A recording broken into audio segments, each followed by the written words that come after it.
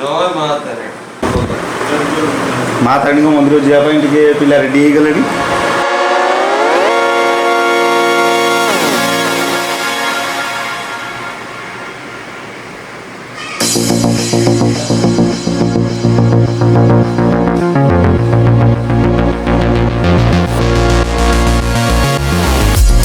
ଏବେ ସମସ୍ତେ ଆମେ ରେଡି ହୋଇ ବାହାରି ଆସିଲୁ ମା ତାରିଣୀଙ୍କ ମନ୍ଦିରକୁ।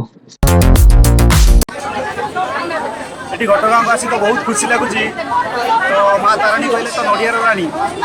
ତ ଆଜି ନଡ଼ିଆ ମାଙ୍କ ପାଖରେ ନଡ଼ିଆ ବି ଆମେ ଆଜି ମାଙ୍କ ପାଖରେ ନଡ଼ିଆ ଦେଇଛୁ। ତ ଯାହା ବି ମନସ୍କାମନା ଆମେ ମାଙ୍କୁ ଯେବେ ମାଗିଛୁ ଆମକୁ ସେଟା ମିଳିଛି। ସେଥିପାଇଁ ଆମକୁ ମାଙ୍କ ପାଖକୁ ଆସିବାର ଯେଉଁ ଖୁସି ଆଉ ନିଜକୁ ଯେଉଁ ଶାନ୍ତି ସାଟିସ୍ଫ୍ୟାକ୍ସନ୍ ଲାଗୁଛି ସେଇଟା ତ ବହୁତ ହି ଭଲ ଲାଗୁଛି। ଆଉ ଆପଣଙ୍କର ମା ତାରିଣୀଙ୍କ ପାଖରେ ଦର୍ଶନଟା କେମିତି କ'ଣ ହେଲା? ମାଙ୍କ ପାଖକୁ ଆସି ବହୁତ ଆନନ୍ଦ ଲାଗିଲା। ଆଉ ଏଠି ଯେଉଁ ପରିବେଶ ଦେଖୁଛନ୍ତି କେଉଁ ଭଳିଆ ଜନସମାଗମ ଚାଲିଛି, ଏ ଜାଗାରେ ଆସିଲେ ବହୁତ ଶାନ୍ତି ଲାଗୁଛି। ଆଉ ଏତେ ଗରମ ଖରାରୁ ଉତ୍ତାପରେ ବି ଭକ୍ତମାନଙ୍କର ଲହରୀ ଛୁଟୁନି। ଆଉ ଏଇଭଳି ଆମେ ଆସିପାରୁନୁ, ବର୍ଷକୁ ଥରେ ଆସୁଛୁ।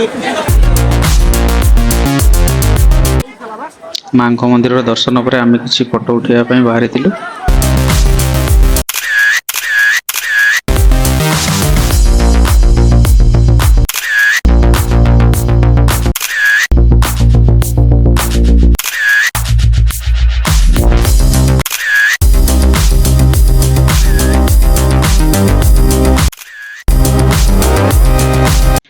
ମାଙ୍କ ମନ୍ଦିରରେ ଦର୍ଶନ ସାରି ଆମେ ବାହାରି ଯାଇଥିଲୁ ମାଙ୍କ ମନ୍ଦିରରୁ 8 କିଲୋମିଟର ଦୂରରେ ଥିବା ସାନ ଘାଗରା ୱାଟରଫଲ୍ ନିକଟକୁ। ବାଟରେ କିଛି ସମୟ ବାଇକ୍ ରଖି କିଛି ଫଟୋ ଉଠାଇବା ପରେ ଆମେ ବାଇକ୍ ନେଇ ବାହାରି ଯାଇଥିଲୁ ସାନ ଘାଗରାର ୱାଟରଫଲ୍ ପାଖକୁ।